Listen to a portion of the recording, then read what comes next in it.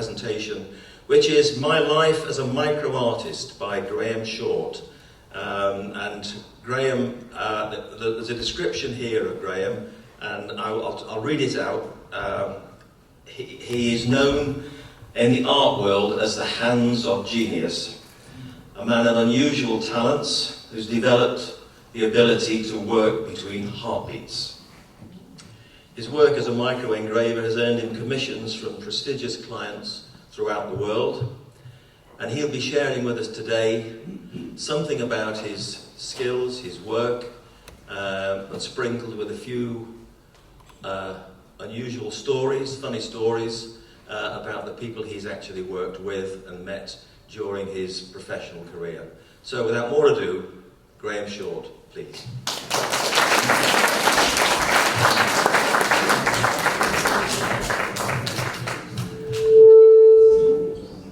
Thanks for inviting me along. I don't know about hands of genius. Listen, I come from Birmingham. You don't get Birmingham and genius in the same sentence, believe me. But I got a nice reception when I came in. One of your members, she said, I threw my curtains out last week. She said, they were awful, I've never liked them. They were exactly the same as your jacket. Well, thank you very much. I'm going to tell you a bit about my work and about the people I've met and worked with, and you know them all. And I've got some funny stories. But first of all, I've been in a film 3 years ago, driving through the city centre, listening to the radio in my car, and there's a film producer on. And he said, we're holding auditions, we're looking for an old man who'd like to be in a film. And I thought, hang on, I fit the description here, so I fancy that. So I went along to the audition straight away. I went into a room, they gave me a script, and there was lights around me and cameras and everything and people. And I read through it, went home. He called me the next day, he said, you've got the lead role, you're playing Ned in the film, Ned and me. I said, I've got to be honest, I've never acted before. And he said, oh, we didn't want you for your acting, we wanted you for your face. So I'm not going to read too much into that, but it was really interesting. The filming was in London, and 2 weeks before I went, he called me again. He said, can you practice walking like an old man? I've been doing that for the last 20 years. That was the easy bit for me. But the amazing thing was, it was a short film. They're shown, it's a 20-minute film. They're shown in short film festivals on the continent. When it was shown in Spain, you won't believe this, I won the Best Actor Award. And it made me wonder, come on, I've never acted. How bad were all the others? I won. When I tell people how I work, they're always surprised. I start work at midnight and I work till 5 AM. I do that to avoid any vibration from passing traffic. When I'm engraving at such small levels, I have to be absolutely still. If a lorry went past outside, it would feel like an earthquake through my microscope. I work through a powerful medical microscope, and wear a stethoscope when I'm working, so I take it to my chest. I've got a friend in Birmingham, he owns 3 chemist shops, and he gives me potassium, magnesium and beta blockers. I eat them like sweets, but after about 40 minutes, I'm listening to my heart rate, and it drops to about 20 beats a minute. And that's when I try to engrave in between heartbeats, when I'm absolutely motionless. The smallest lettering I can engrave is 6 microns high. Give you an example, a hair is 100 microns thick, so you can see how small it is. I do go to extremes. Every 3 months I have a course of Botox injections around my eyes, and that ensures there's no distraction from my nerves and muscles while I'm working. And I've still got the wrinkles, so it doesn't work that well for me. But I use very fine needles to engrave with, and I push the eye end into a wooden handle. And I rub the points down on an oil stone till they're really almost impossible to see. And I loop a leather strap around my elbow, the other end goes around a press, and I pull as hard as I can, and it keeps my hands steady. And it's the only way to do it. In the night, between midnight and 5 AM, I can do probably 7 or 8 cuts of the smallest lettering. And that will give me a capital E and an F completed. But if I go up slightly in size, I can go a little bit quicker. I also do a lot of swimming. I've always been a swimmer since the age of 13, and I do about 5,000 or 6,000 metres every day. And you'll appreciate the fitter you are, the lower your resting heart rate. So that gives me a good base to work from before the tablets start working. I work in Birmingham Jewellery Quarter, And I've been in this room since 1974. I've always worked on my own. As you can see, I'm untidy. I can never find anything. And my main work was letterheads, business cards and wedding invitations in Boss stationery for the printing trade. But that died about 20 years ago. People don't want hand engraved stationery anymore. Not many of them anyway. But that's when I started doing the microscopic work. Now here's an old building. Third window along from the top on the left, where I sat for 6 years. Left school at 15, no qualifications whatsoever, totally unprepared, not just for working life, for any kind of life. And went along to local printworks. Printing machines on the ground floor, engraving departments on the top and offices further along. And the boss, Mr. Evans, said your job for the first 6 months, because it was a 6-year apprenticeship, he said your job for the first 6 months is to empty the mouse traps and make the tea for the men in the factory. Well, even today I'm still frightened of mice.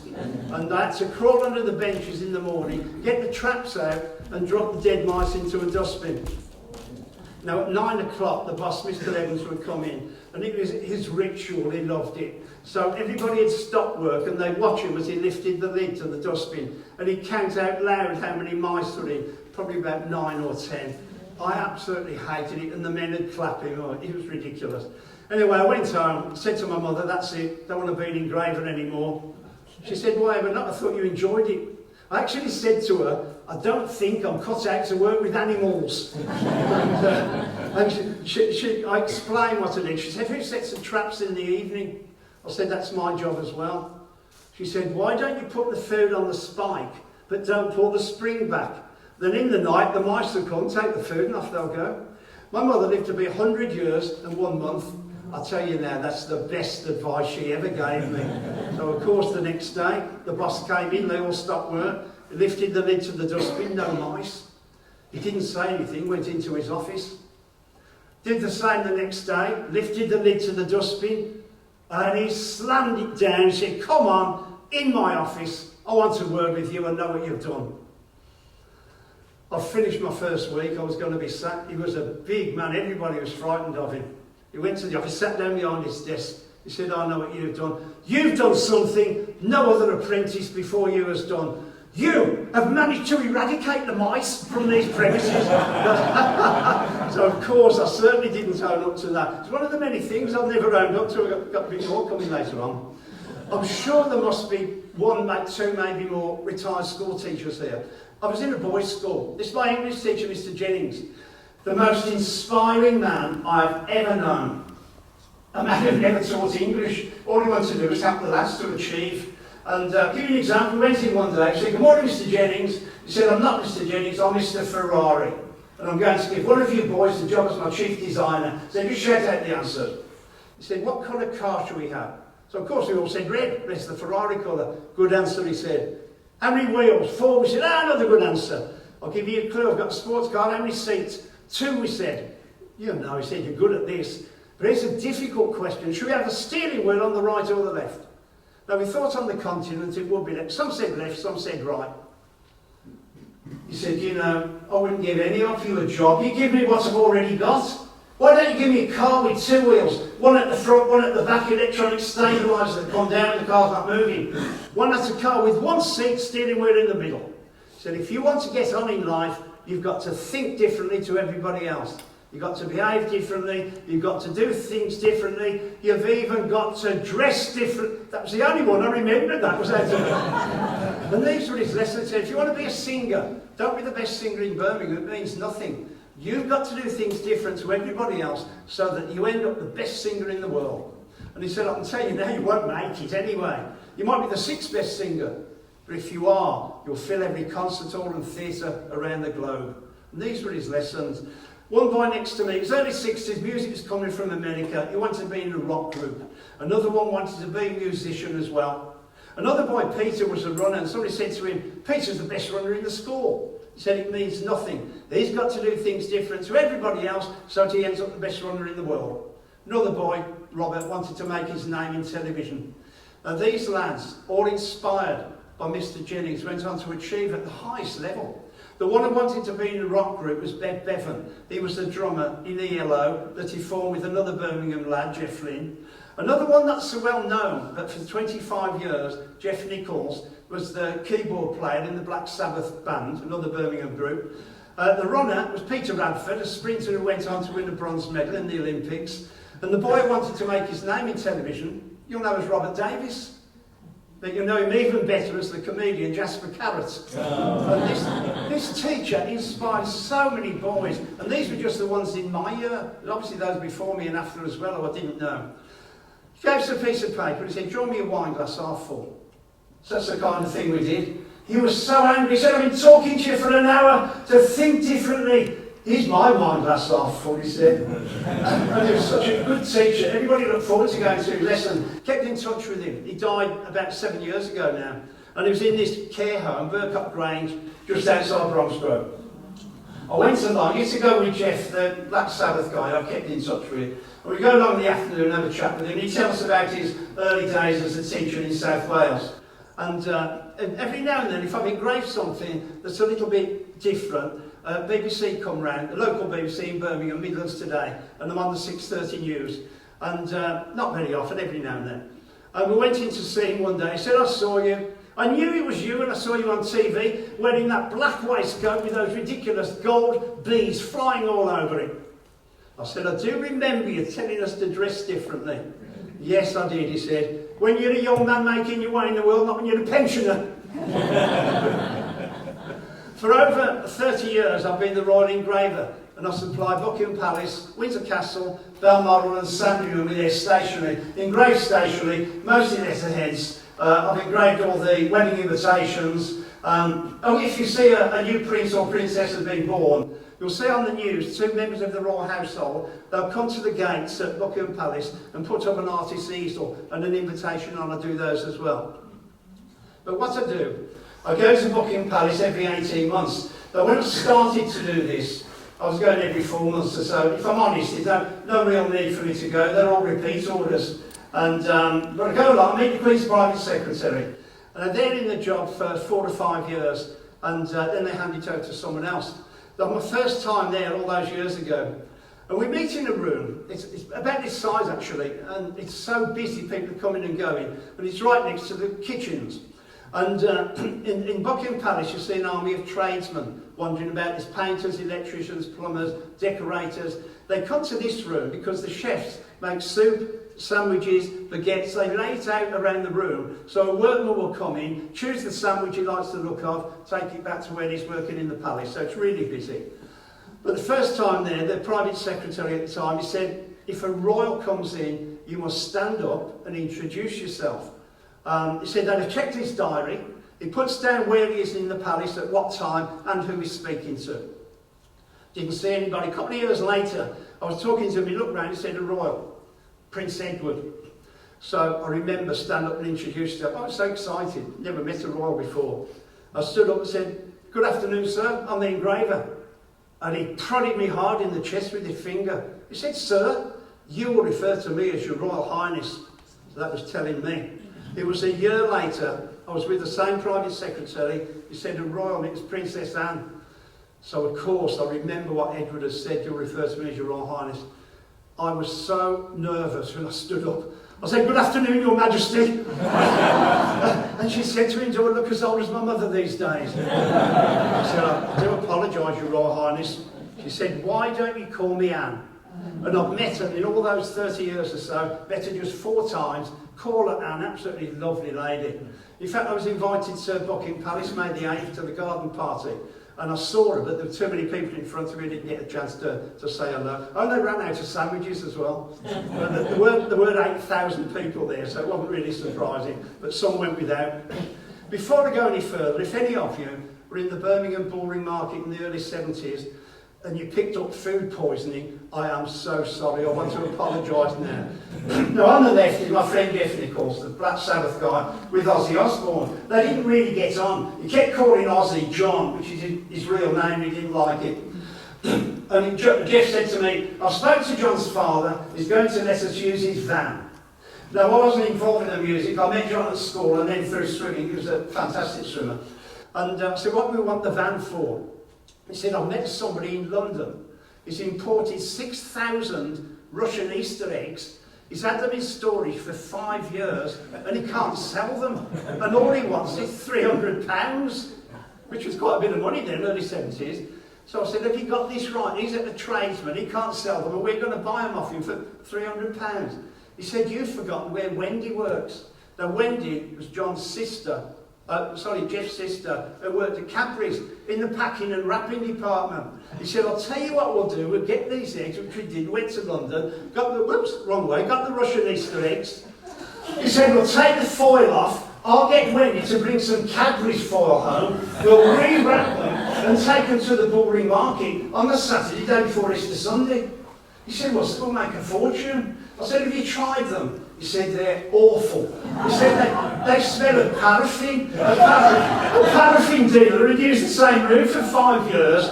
So anyway, we got the eggs, and we spent 2 days just taking them.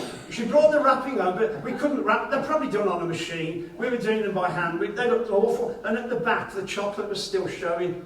Anyway, we booked the stall in the market, but we were the only 2 people who hadn't watched the news the night before. And it was the first time ever. There was a bus strike in Birmingham. The city centre was deserted. All the other stallholders knew they didn't turn up. We took our eggs along. We sold 3. And that was, I said, what are we going to do? He said, don't worry. He said, we'll take them back. We'll put them in my father's garden shed and bring them back next year. So they're already 5 years old. So that's what we did. 2 weeks before Easter, he booked the stall. And he called me and said, you'd better come round, we've got a problem. And what happened, the mice had got in the shed, they leaped through there was foil all over the place, the chocolates had got teeth marks in it. I said, what are we going to do now? He said, you've forgotten where Wendy works in the wrapping and packing. He said, we'll break them up, which we did, and sell them as broken Easter eggs. So Wendy brought the bags home, we filled these bags, and we took them to the market. By midday, we sold a lot. And we were watching people walking around the market eating the chocolate. The only problem is, with the chocolate, with the teeth marks and the bits of foil which is all picking off, there was something else the mice had left behind. All right, I did say sorry if you bought some. But when Jeff and I, we've always spoken about one young man who kept coming back. He said, have you got any more of those eggs? He said, I love them. He kept buying them. He said, I like the ones with the chocolate sprinkles. I know, it's quite awful, isn't it? When I've engraved something, you can't give somebody a pin or a needle and say, buy that. They won't see it. So it comes under a microscope on a stand. There's a lighting system in. If you look through, you read it clearly. It's an ordinary paper clip, and I've opened it up, and on the pointed end, I've engraved a quote from Shakespeare's As You Like It. It says, all the world's a stage, all the men and women merely players. This was in a gallery in London, under the microscope. A gentleman came in with his wife, recognised him straight away, as you would. And he was looking at this, and he introduced me to Joy, his wife. He said, I've just finished working on television, I've had enough. But we've just opened an antique shop in Chipping Norton called the Emporium. He said, my shop is full of theatre memorabilia. He said, I'd love to buy this. And he bought it, he paid £22,000. Now, sometimes the newspapers put how much my work sells for. And my friends are saying, you're making a fortune out of this. What they don't realise is the gallery takes 60% of the sale price, that's their commission. I've got a manager, he has 50% of what's left. A PR company in Cheshire represented, they have 25% of what's left. The man who makes it, I'm glad you think it's funny, sir. The man who makes the display case at about £800 or £900, and the rest is mine, which is usually less than most of them. Anyway, the man who bought it was Ronnie Barker. And I can tell you now, he was the shyest man you could wish to meet, painfully shy. And I say, he was working in an office above the shop while Joy was downstairs in the antique shop in Chipping Norton. And people were coming in wanting to meet him. Because I said, look, he wanted to take it away with him. I said, look, it's really heavy. I'm only a couple of hours away, I'll bring it to you. Because I wanted to spend some time with him, have a chat with him, meet him properly, rather than just in the gallery buying it and going. So that's what we agreed on. And over the years, I went back to his shop 3 times and had a cup of tea with him in the afternoon and a chat. I was saying, he's a gentle man, really polite, but shy. And the first time I was with him, his wife called him down. Someone had come into the shop wanting to meet him. They all knew it was his shop. Yeah, it's obvious that. So he said, come on, go and say hello. There was the lady there with the husband. And she said, oh, we love you in such and such a programme. It's our favourite, isn't he wonderful? You can tell he's polite, but he couldn't talk to people. He had to go into a character of a crazy shopkeeper, and that's how he spoke to them. And you can tell he couldn't wait to get back upstairs and sit on his own. Another time I went, he said, I've got to tell you this. He said, I'm ashamed, I shouldn't do this, I feel embarrassed. He said, I've just taken on a young lad, Isvan, Hungarian boy, who helps Joy downstairs with the lifting and the carrying. And he said his English is getting better, but he's making the silliest mistakes and I can't stop laughing at him. He said he doesn't like it. Sometimes he said things which are so funny, I've come back upstairs and tried to fit it into a script I'm working on. As luck would have it, a bit later on, knock on the door, it was Isvan. Joy had sent him up with a tray with a pot of tea and he put on the desk. He ignored me. Said to Ronnie Barker, you always laugh at me. You think I'm stupid. You think I know bugger nothing, but I tell you, I know bugger all. Where he gone? He said, that's just the thing he kept saying. Absolutely lovely man, but really shy. Somebody gave me this, about 30 years ago now, handmade nail, 6 inches long, half an inch across on the head. And when I polished it, I saw that somebody had previously engraved the Lord's Prayer in an old style of lettering. And that gave me the idea. I thought, what if I could engrave the Lord's Prayer on the head of a pin, which would be 50 times smaller than that. So I was using steel dress pins and they were too hard, too brittle, kept slipping. I hadn't got a clue what I was doing and kept throwing the pins away, trying again. But every job I do now, I have a large, oversized sketch in front of me with lots of guidelines on which I follow. But this is my Lord's Prayer sketch. And what I was doing originally, I was starting on one side, get to the other side, find I was halfway through a word, that was no good. Then I'd slip, that was no good. Then I get to the bottom and realise I've got another 4 or 5 lines of lettering to go on. But with the sketch, it makes it so much easier. Say the 4th line down is the letter M directly under a D in the line above it. I look to see where the letters fall. And it's the only way to do it. With a sketch, it's easy. If I was going to... Oh my God, I've got to tell you this. If I was going to start again, it's reminding me now. The most important guideline is the centre one. And the first letter I'd engrave is the F in the word Father. I'd go all the way down, doing all the middle letters, and looking at my sketch, do a letter either side, and it fits. I was giving this talk just 2 weeks ago to a WI group in Stonebridge. I mentioned that, and everybody started laughing, and it put me off. I said, nobody's ever laughed at that. I said, what's funny in that? One woman said, you don't realise what you just said. And what I said was, the first thing I do is the effing Father. So I'm now really getting, these women, they don't miss a thing, these WI women. But here's the finished job, it's a gold pin. The jewellers make them for me in the jewellery court. They're all the same size, 2 millimetres wide, and they're flat. And that's the best thing. Sometimes I've had pins made for me which are rounded, and when you photograph them, half of it is out of focus. But this jeweller makes them really flat, and they're soft, easy to cut into, and they don't corrode. But I've gone smaller than that since then. I finished it 2 years ago. I've engraved the Lord's Prayer in the ivory needle, and the BBC picked up on that. And every time I do a job, I'll send pictures to the newspapers, trying to get publicity, because if somebody's paid a lot of money for my work, they need to know I'm still working, not sitting in a beach in Spain on the proceeds. So every job I do, I have to try and get in the news all the time. But the BBC picked up on it straight away, and they're the best ones to get into, because then everybody wants it then. It's the story. I had an idea a while ago. I thought, what if I could engrave along the sharp edge with a razor blade? So 9 months later, I got a Wilkinson saw blade. I'd engraved the words, nothing is impossible.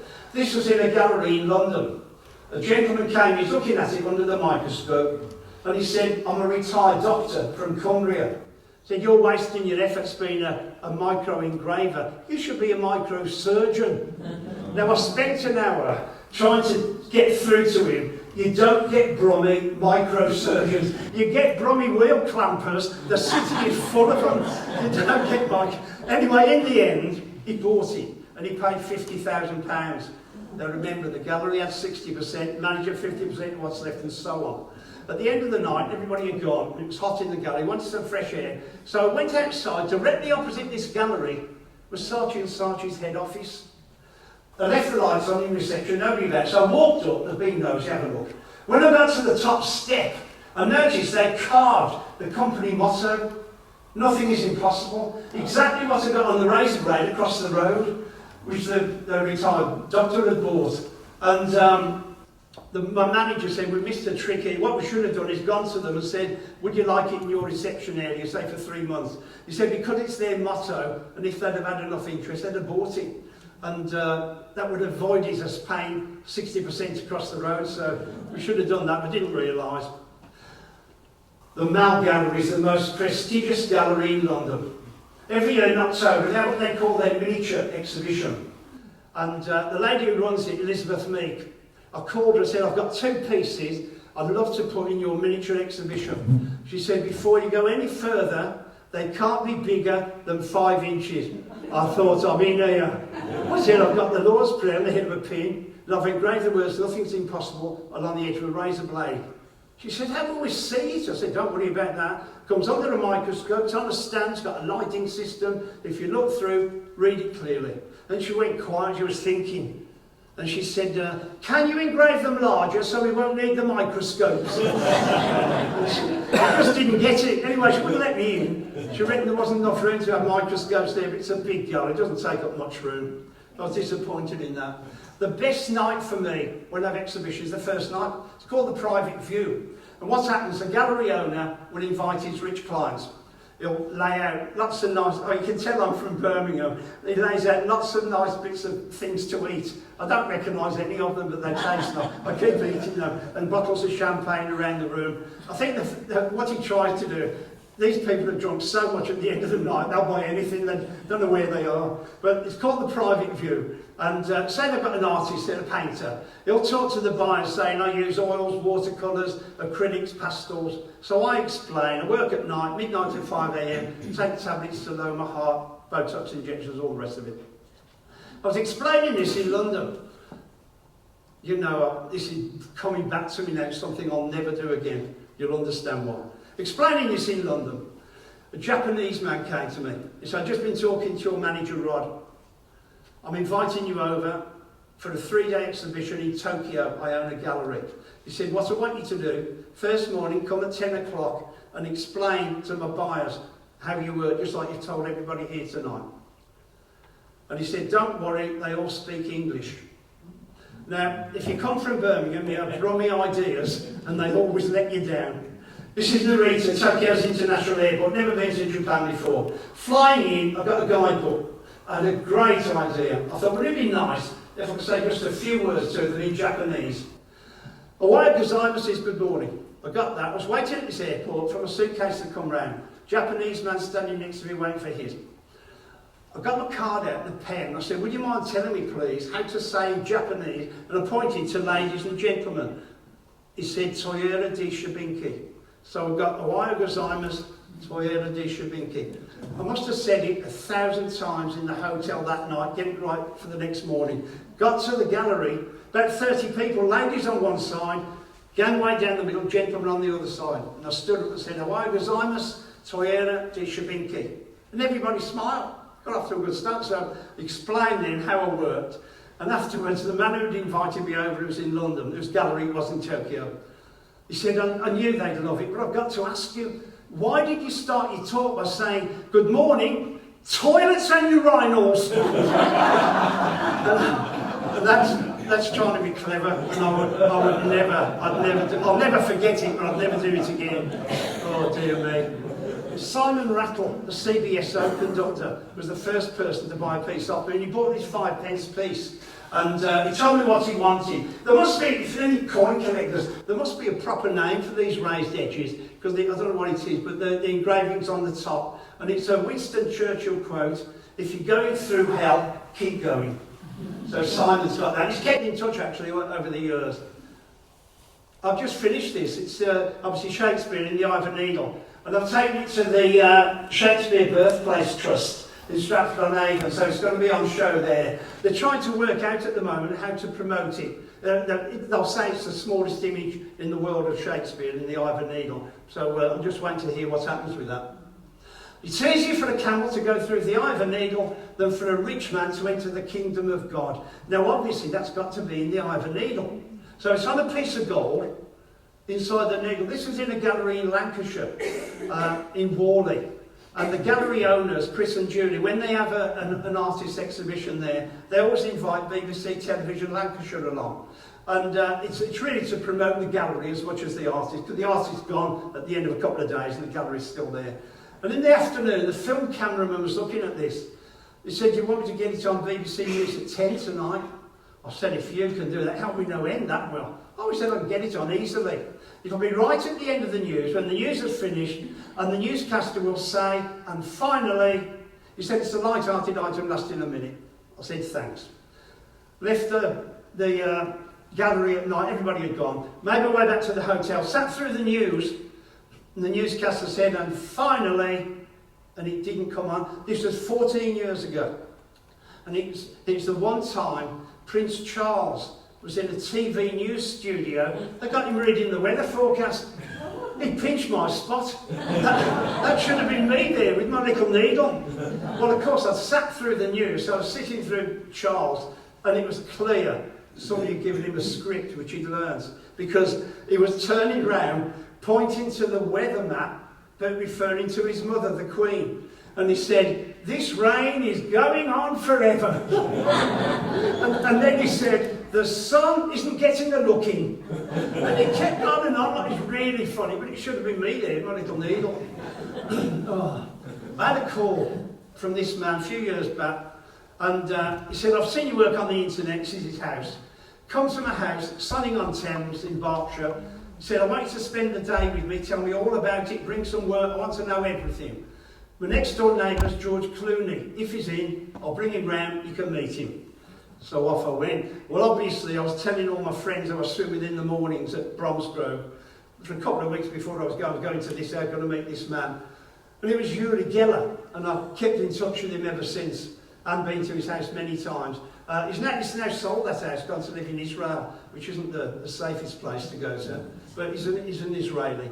And he was showing me around the house. It's stunning. The lawns go down to the river, and everything in the room in the house has got a story to it.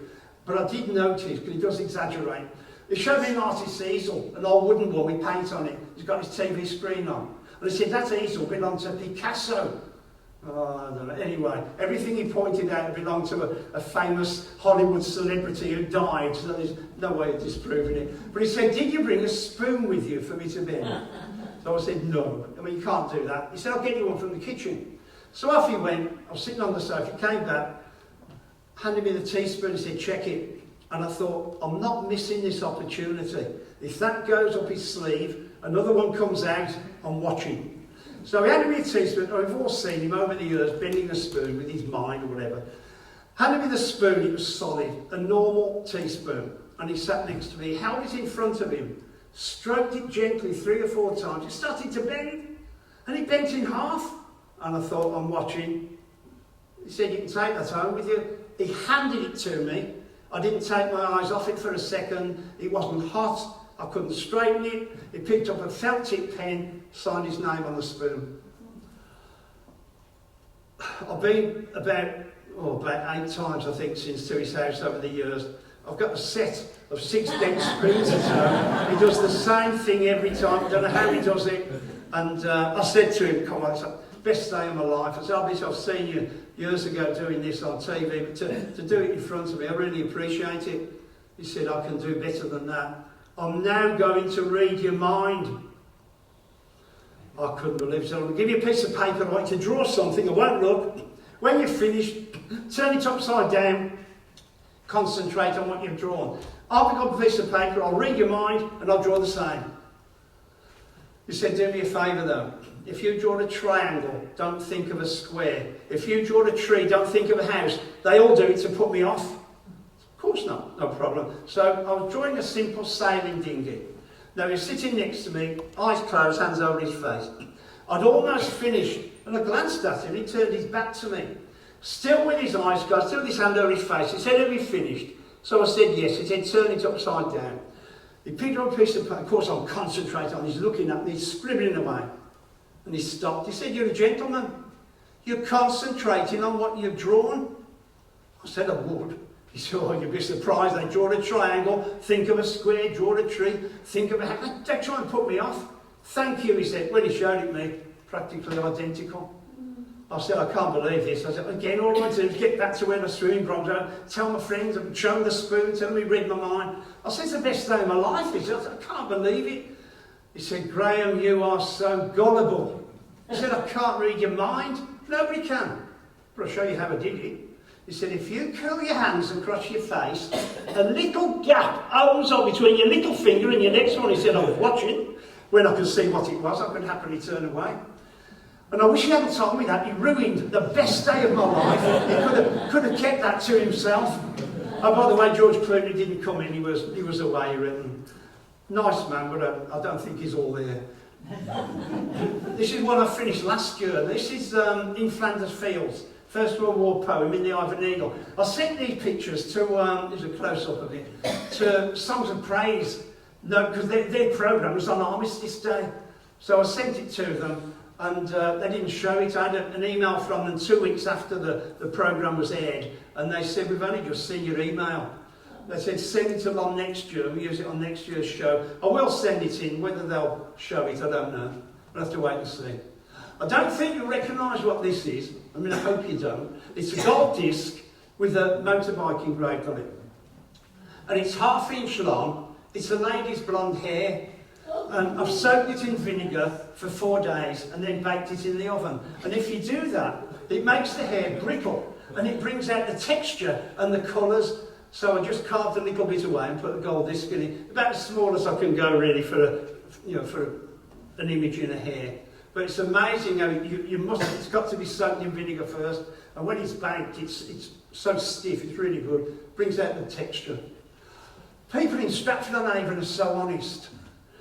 I had another idea. 12th Night was on at the Royal Shakespeare Theatre. So I thought, 12th Night, I'll get 12 old piano keys, I'll engrave Shakespeare on each one, and I'll put a quote from 12th Night, if music in the field of love, play on, and I'll put a little message, a gift from the artist to you. And I had this idea, I thought, I went to Stratford with my friend John, and I don't know if you know the river going down to the River Avon, the lawns rather, going down to the River Avon, and there's benches all the way round. So we went round one Saturday morning, put a piano key on every bench, and then we stood right back up by the shops. Because I wanted somebody to find one, again with one eye on publicity, I wanted somebody to find it, take it to the local radio station or local newspaper and say, look what's it, and I've got a bit of publicity out of it. And John said, can you see what's happening? And we were watching people, there's a couple sitting down. He saw the piano key, picked it up, looked at it, gave it to his wife, she looked at it, handed it back to him, he put it down, and they walked off. At the end of the afternoon, we picked up all 12 piano keys. I mean, that brought me down to earth. I couldn't give my work away. But if that was in Birmingham, they'd all be gone. I will add, if that was Birmingham, all the benches would be gone as well. But they're so honest. They probably thought somebody bought it from a gift shop, maybe, and just left it there by mistake, I don't know. But yeah, picked up all 12. This is my sketch of the Queen that I keep in front of my photograph. The Queen was good to artists, kept the same hairstyle for 40 years, so we all knew how it looked. But I've engraved the Queen on needles and in needles and on pins and on notes as well, 10 and 20 pound notes. So it's always come out. Now that looks quite good in the eye of the needle until you blow it up 400 times. And then you see all the mistakes. And the mistakes are the white spots in the crown and the hair. And that's where, using my needle, I've just dug in a little bit too hard and it's made a small hole because the gold is so soft that you only have to touch it, it makes a hole. So and it's a shame, it's one of my best ones. It's in the eye of a needle, but I've just got to be a bit more careful when I start to engrave on it. Lemon Grove Gallery. I've had a couple of exhibitions there. It's a small gallery in Fulham, in London. And the lady who owns it called me and said, would you like to come along? She said, I'm inviting on Saturday night 20 London artists and they've all painted a portrait of the Queen. I want you to choose the best one. She said, I'm going to get local press as well, so we'll get some publicity out of it. If you choose the best one, I'm going to give the winner a crate of champagne. So I said, it sounds good, I'm coming. She said, we're a famous footballer here. So when I got there, I met Sir Trevor Brooking, and everybody said what a nice man he is, really nice man, friendly, lovely man. We're looking at these pictures. I told you there were 20 London artists painting a portrait of the Queen. You're probably thinking they must be quite good. Every one of them were quite bad, believe me. So we were looking at these, and Trevor Brooking said, you're on your own. He said, I don't want any part of this judging. I don't want to be the most unpopular person here when 19 of them go home with nothing, in a bad mood, and somebody's struggling to carry a crate of champagne. I thought, hang on, I don't want to be the unpopular one either. And then I remembered something I've seen other galleries do. Galleries get bored and they have a fun night.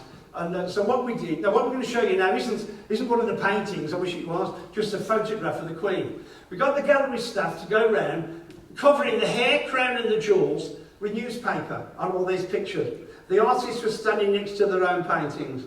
And all we could see were the faces. Now at that point, Trevor Brooking was sitting down, doubled, couldn't stand up for laughing. And what started it off, the first man who was standing by his picture, he was looking at and all he could see were the faces. He said, you must think we're in a boxing club. And it was pointed out 3 with a spitting image of Henry Cooper. It was so funny. Anyway, we all went round together and all decided which was the best one, which was painted by the youngest artist there, a young girl. So she had the champagne, it's just off the hook of choosing. But before I came away, I took a picture of a couple to show you. This is one of them. Oh, this is one of the better ones, isn't it? The next one is quite horrendous. Oh dear me. I don't think you'll know this man, but some of you are going to know a bit about him. 10 years ago, he sent me an email, just out of the blue. He said, if I had your ability when I was younger, I'd never have got caught. So I emailed him back, come on, what's all this about? And he's in New York, and he's working legitimately with the FBI, with the fraud squad. And he was telling me about his life. The cabin crew will give you a clue who he is, if any of you know. He was saying between the age of 16 and 21, I posted as a pilot with Pan Am. He said, I was flying around the world, spending checks up to $4.5 million. He said, they caught me. I've been in prison for a few years, but I'm now working legitimately with the FBI. And he said, Leonardo DiCaprio has played me in a film called Catch Me If You Can. His name's Frank Abagnale. If you haven't seen the film and you can possibly remember, please try and watch it, it's so good. And they used to put it on at Christmas time, so it might be on Christmas again. I called him a while ago actually, and just to have a chat. And he said, I can always tell in which part of the world this film's being shown, because he said I get lots of emails from Australia, lots from America, lots of whenever it's shown, so he knows when it's shown again. But I couldn't believe, he said, if I had your ability when I was younger, I'd never got caught. Kept in touch with him. 7 years ago, the new £5 notes came out.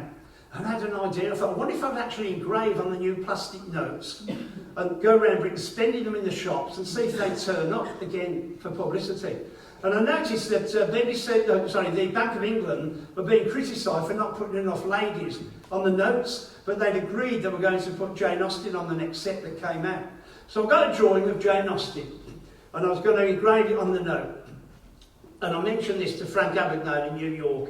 And he said, don't do that. He said, it's a 1928 Bank Act. You'll be prosecuted for defacing the currency. And he said, by the way, the Bank of England have sent some £5 notes to his department in America. He said, our men have dismantled the notes and they're in shock.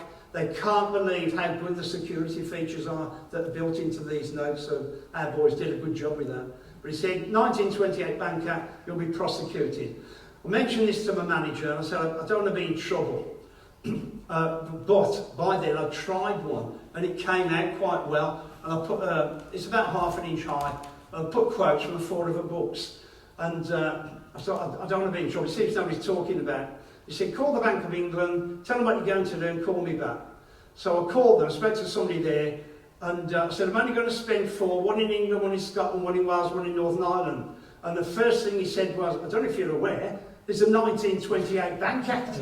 You can be prosecuted. So I told the manager, I said, forget it. He said, no. He said, I've been thinking about this. If there's a fine, he said, if it's not too high, I'll pay it for you. And he said, think about it.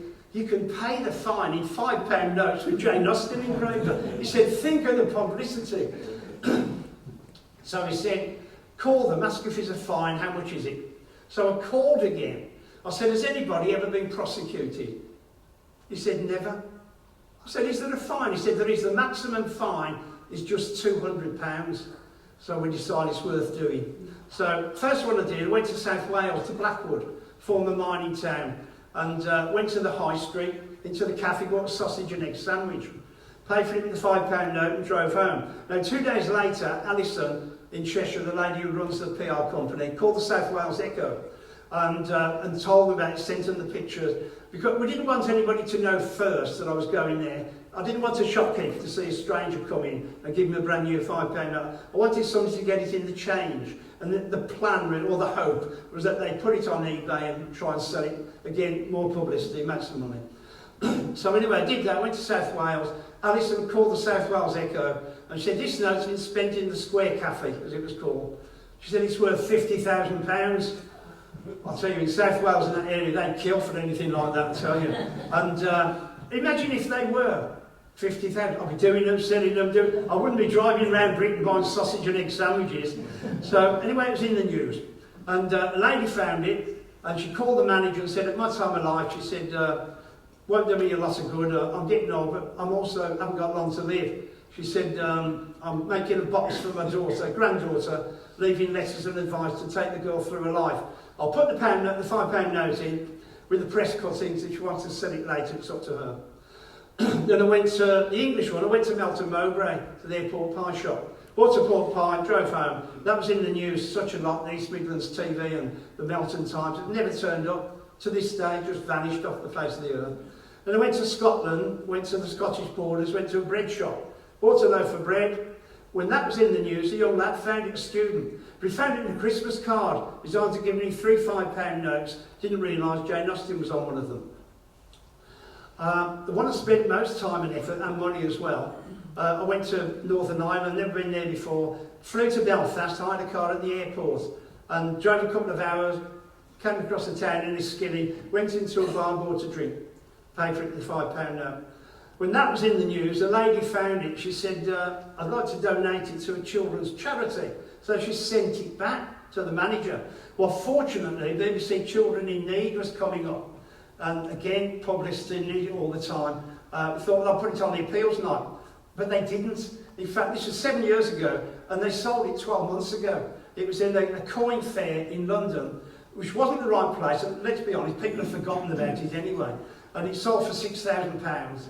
I think if they'd have put it on the appeals night when it was in the news, they'd have made a lot more. Because it was in the news, it took off in 58 countries around the world. Couldn't believe it, how it caught people's imagination. But people calling the manager, usually with the same story. I saw the £5 note, saw Jane Austen. My husband spent it by mistake. How much money are you going to send me? But it doesn't quite work like that. So I said, look, if you've got it, put it on your local newspaper, show today's date, but showing the serial number. Now this was the Northern Ireland one, so I knew this was the one. I only spent 4, so obviously I kept the serial numbers. And but where I live in Bourneville, when the notes came out, it was a queue for the post office to get the brand new notes.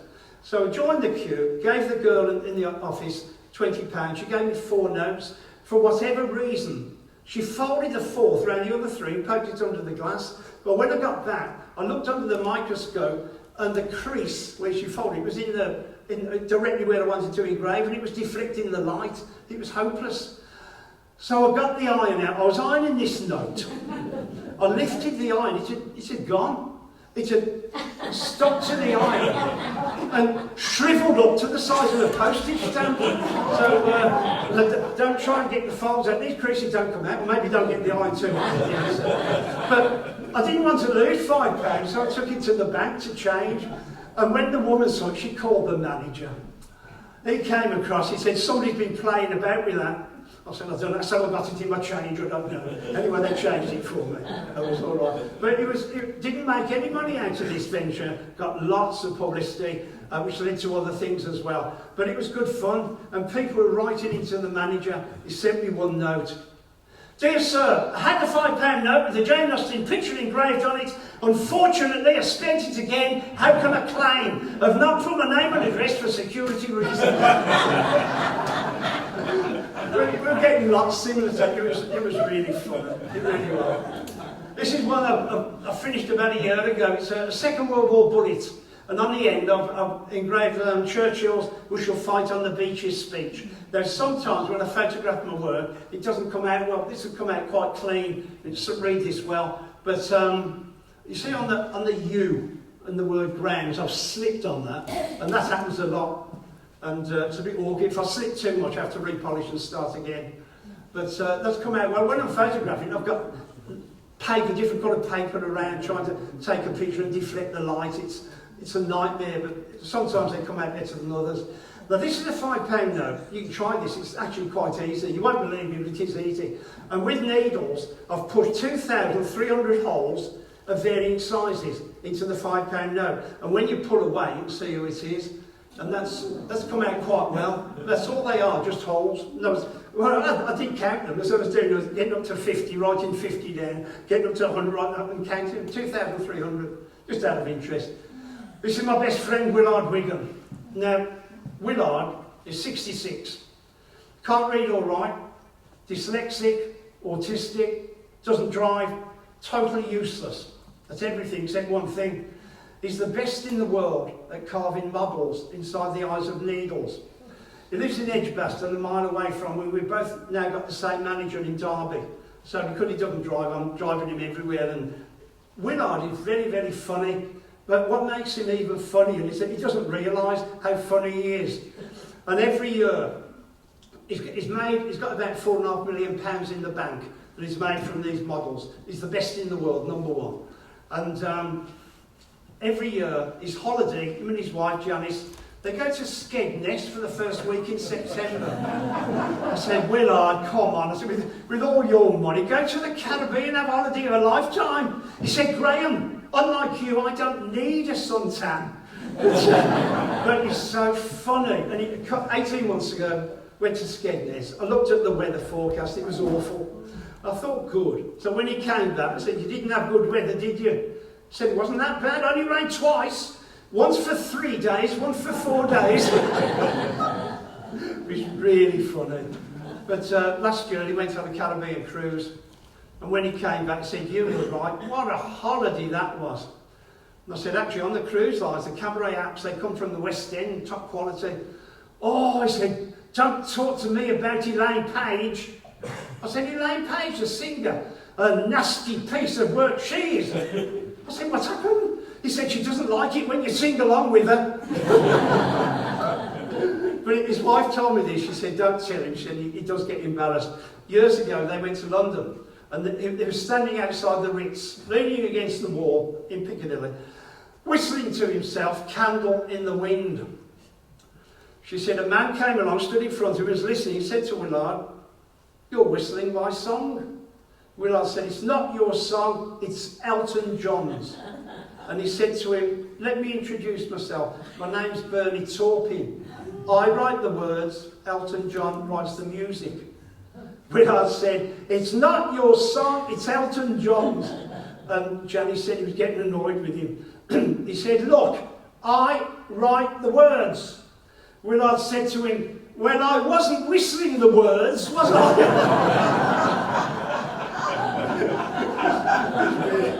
He doesn't realise what he's saying half the time.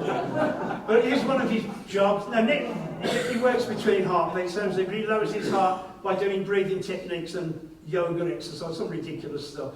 But I have to take tablets to lower mine. But next to his microscope, he's got a jam jar with dead houseflies in it. And using a pair of tweezers, he pulls a hair out the back of a housefly, and that's what he paints with under his microscope. Really good, he's best in the world. He had an exhibition in Broadway last year, and I don't know if you know the Niggin Arms. If you stay there, you need to take out a mortgage. It is so expensive. Willard had the exhibition across the road and said, come on, let's treat ourselves and go for lunch.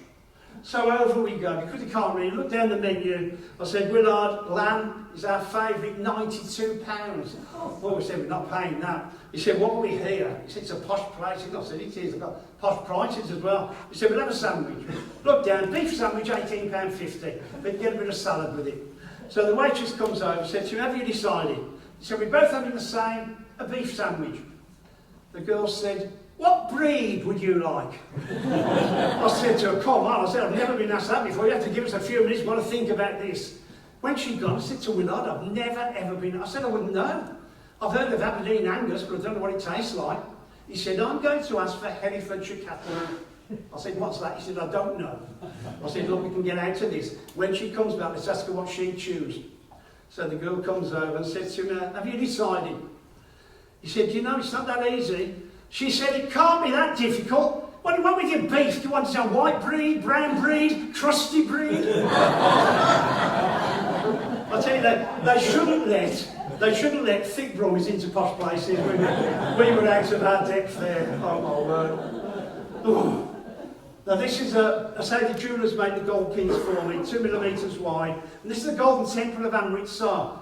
When I'm engraving lettering, and I slip, if the slip's too big, I repolish and start again. There's about 12 slips in this, but they can be disguised with a pattern. So that kind of work, you can get away with it. But quite pleased with that, it's come out well. Now this is a nail. Godolphin Stables, it's the biggest one in Newmarket, sent me some nails. The nails that they hit the lightweight horseshoes onto the racehorse in. It's 3mm long and 2mm wide. And I've engraved the names of all the Cheltenham Gold Cup winners over the last 100 years. And there's 840 letters on that. So it's come out quite well. After that, I put the latest winner as well, because I sold this to a retired bookmaker. And he contacted Cheltenham, and they invited us along to the Cheltenham Festival this year, so he was showing people. So, I'm quite pleased with that. It's come out well, photographed well as well. A Russian oligarch living in London contacted my manager, said, I want to give my wife an unusual Valentine's Day gift. He said, I don't know what to give her. They were talking, and this man said he made his billions in the salt mines of Siberia. Now they're living in London. He said, when my wife's asleep, I'm going to pull an eyelash out of her eye, which he sent me. So the eyelash is on the pin, and I've put a grain of salt on it. I've engraved the word love on the grain of salt, you can just about see it. And it was so difficult, kept crumbling. If I'm cutting onto gold or silver or whatever, you get a clean cut. But the salt was hopeless, kept breaking. When I finished, he said, do you mind if we show the newspapers an unusual Valentine's Day gift? He said, no. He said, I want to keep it just between myself and my wife, so nobody's seen that. So, unfortunate, there you are. This man was in the news, I think 6 years ago, Alfred Barlow. He was one of the first soldiers to land on the Normandy beaches. And he went to Normandy every year with his wife and his grown-up children.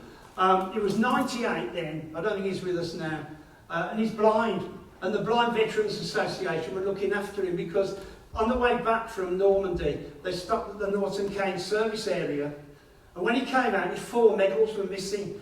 I don't think they weren't stolen as such, he's lost them, but nobody's handed them in. Hugh Grant, the actor, saw this, contacted the Blind Veterans Association and said, I'll pay to have 4 medals made. And when I saw that in the news, I contacted them as well, because when I was younger, I used to collect war medals. So I'm familiar with the name, rank and number that the soldier had engraved around the edge of each medal. So I said, look, when you get the medals, if you want, I can engrave his name, rank and number in the same typeface that he originally had. He said, we've got them. He said, if you want, you can come along to the Hampton Court Palace Flower Show, where we've got a garden, meet him, take the medals away, do the engraving. So I went there, saw him, sat on the bench with him and his wife. And his wife explained, I'm an engraver, I'm going to put your name, rank and number around the edge. I said, I'll tell you what, Alfred, to make it really special, I'll put the name of your regiment on each medal. He said, I wouldn't let you do that, it's too much work. Now, if I'm engraving at that size that you can read it without even the magnifying glass, I can whip through it quickly, a couple of hours, I'd have them all finished. I said, no, it won't take me long, tell me what regiment you're in. No, he said, it's too much work. His wife was getting annoyed with him there. She said, he's come all this way to see you. Tell him what regiment you're in. They were arguing and arguing. In the end, he said, okay, I'll tell him. I was in the 3rd Royal Northumberland Fusiliers Reconnaissance Regiment, 2nd Battalion. Why couldn't he be in the Welsh Guards? Not nice, man, but I don't think he's still here. This brings us to the end of my talk with you. Simon Rattle was the first person to buy a piece off me, and he's kept in touch for about 14 years now. And he always sends me an email, mostly when he's on the continent, telling me the name of the orchestras he's working with and the music. It means absolutely nothing to me. It's nice to know what he's doing. But in every email, he sends about 8 or 9 quotes, which he's found, because I told him, I'm always looking on the internet to find nice things to engrave. I like nice quotes of children and families and things like that. This has gone on for 14 years, and I haven't used one. And obviously I can't tell him that now. He's taking time looking for them. Don't know where he finds them. I never see the ones he comes up with. But he sent me one which is quite funny, so I'll finish and tell you this. He says, "It's a well-known Sir Thomas Beecham quote. He said, many years ago, Sir Thomas Beecham was conducting the orchestra, and he could tell there's something not quite right, didn't know what it was. Then he realised it was a young man on the front row playing the cello. He said he was so angry, he threw his baton down. Of course, everybody stopped, they're horrified, what's happening? And he said to him, this is the quote, 'Young man, between your legs, you have the most beautiful instrument that will give pleasure to thousands, and all you're doing is sitting there scratching it.'" Thank you very much.